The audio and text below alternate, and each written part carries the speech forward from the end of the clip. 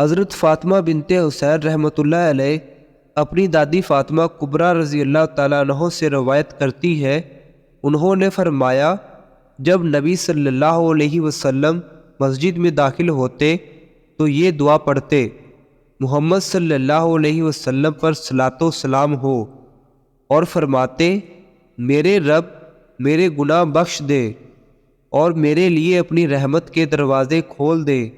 اور جب آپ مسجد سے باہر نکلتے تو فرماتے: محمد صلی اللہ علیہ وسلم پر صلاۃ و سلام ہو، اور فرماتے: میرے رب میرے گناہ بخش دے اور میرے لیے فضل کے دروازے کھول دے۔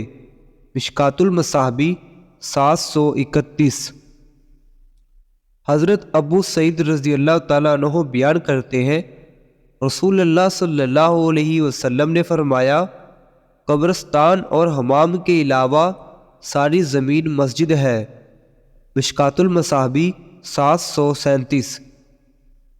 حضرت ابن عمر رضی اللہ تعالیٰ عنہ بیان کرتے ہیں، رسول اللہ صلی اللہ علیہ وسلم نے 7 جگہوں کوڑا کرکٹ کے ڈھیر، ذبح خانہ، قبرستان، شارع عام، حمام، اونٹوں کے باڑے اور بیت اللہ کی چھت پر نماز پڑھنے سے منع فرمایا۔